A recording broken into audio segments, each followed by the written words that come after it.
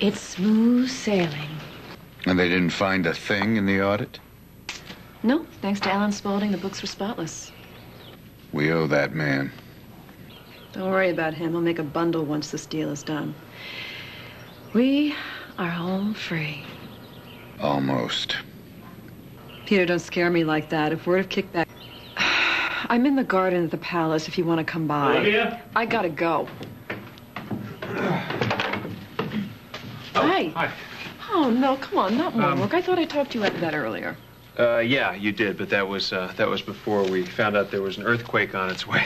Well, says the crackpot professor. Well, either way, I think we need to figure out how much it will cost us to bring everything up to maximum earthquake code. All right. What is that, the building codes? No, actually, these are our books. What are you doing with our books? Well, when I was going through the new costs, I found something sort of strange here. Our books are off.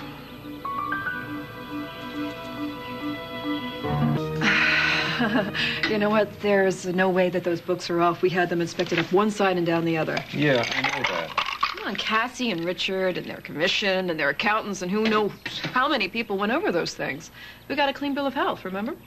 Yes, these books are clean. Yeah. Yes, they are. So what's the problem? I mean, they're really, really clean.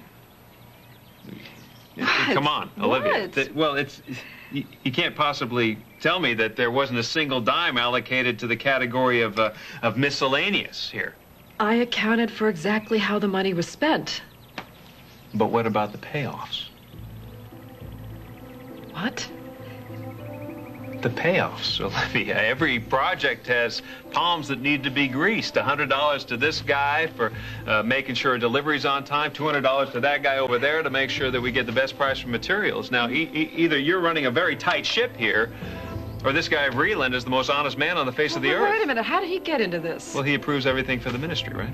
Sure, but... And he's the guy that Richard and Cassie thought might be getting a payoff himself, besides Edmund. He was cleared.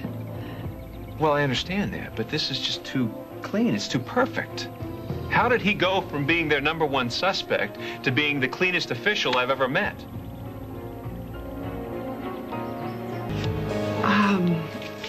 Okay. Did you ever stop to think that Cassie could be wrong about this, that Vreeland isn't the crook that she thought he was? You know, I mean, think about it. This guy is running against Richard for presidency. I mean, she's a vested interest in making him look bad. I don't think Cassie would do something like that. I don't think she'd... Listen, it's these books that are making me think this way. I kept them, Josh. If you're doubting them, you're doubting me. No. Yes, you are. You were doubting me because I hung tough and didn't cave into people who had their hands out, that were looking for a bribe. So there were attempts. Of course. You didn't mention that to me. Well, I didn't see the reason to bother you with it. I mean, it was just nickel and diming, like you said, and Peter and I told them no. Look, San Cristobal is lucky to have this project at all, and when this whole thing is done, everyone on this island will make so much money. Hear, hear. Mr. Vreeland. Taking my name in vain? No, not at all. In fact, it's quite the opposite. I think you're going to give Richard a pretty good run for his money. Well, I hope you won't hold that against me. No. In fact, I want to take lessons from you. You know, I've never seen a project of this size come together without a single dime out of place. It's unbelievable. Well, you know, it hasn't been easy, but we had no choice. Especially the way Edmund messed things up. I mean, even a whiff of irregularity could sink this entire project. And your candidacy. Exactly. But luckily for us, your wife is very diplomatic. She saved us from quite a few sticky wickets. Yeah, I've seen Olivia at work before. In fact, if I may, I need to borrow you right now, Olivia. More diplomacy.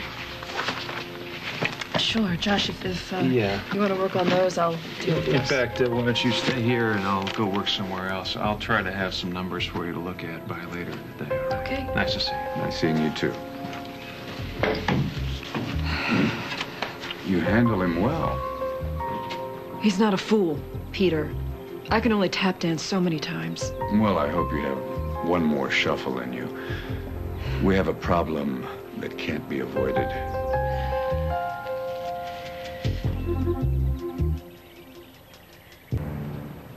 Why do I get the feeling that this problem is going to cost me money? It's Edmund. What about him? He's decided he has nothing to lose. His good name isn't worth the price. He wants money, or he's willing to go public about the whole scheme. Oh, that rat.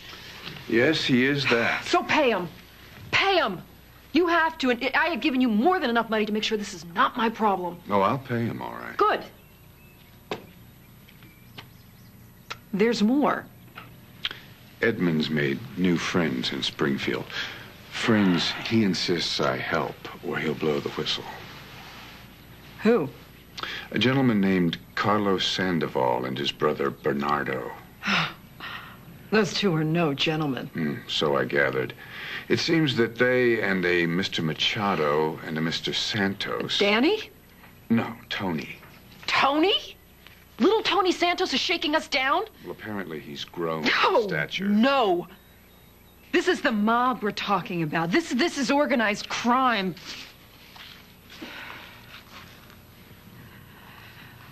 What do they want?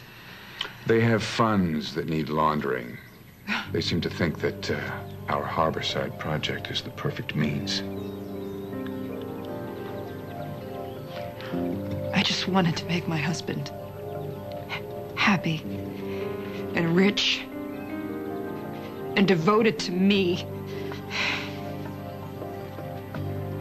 It's all I wanted from this stupid project. It still is. And now you want me to crawl into bed with the mob?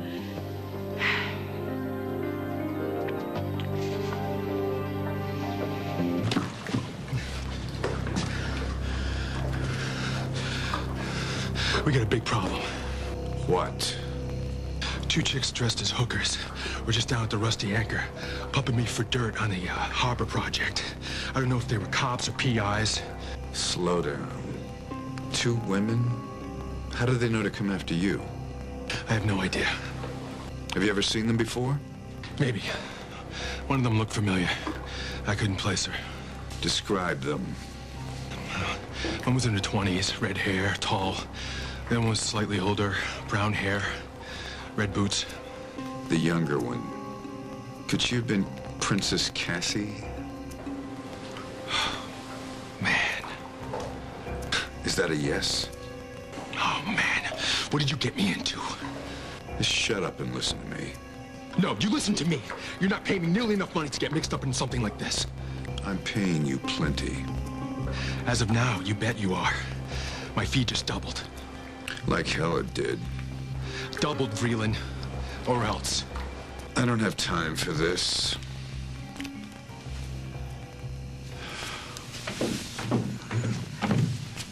Good, you're still here. We need to talk about these new partners that Edmund's foisted on us, because I am not a happy camper. Well, join the club. I just got a call from one of my men, the one that came by to pick up the cash the other day. He's got cold feet. He wants hush money. So, why are you telling me? It's not coming out of my pocket.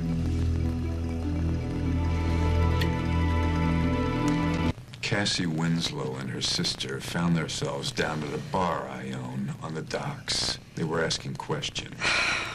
Cassie and her commission just poured over our books and they didn't find anything. What is her problem? Why can't she just let this go? First things first. How soon can you get your hands on some cash? Me, no. No, I already coughed up $10 million to grease the wheels on this project. This well is bone dry, sweetheart. Oh, that's too bad. I guess I'm gonna have to ask your husband for the money. Is that a threat? Would you prefer I ask the Sandovals? If you're short on cash, call Alan Spaulding. Call the Tooth Fairy. Just get the money. Now.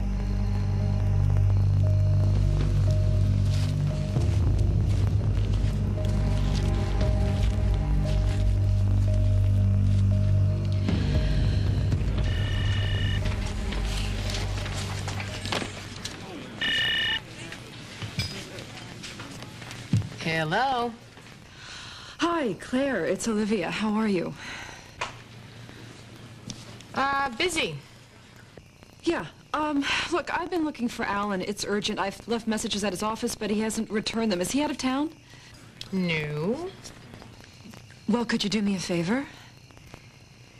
Could you please have him call me on my cell? He has the number. It's very, very important. Right. Anything else? No? Bye.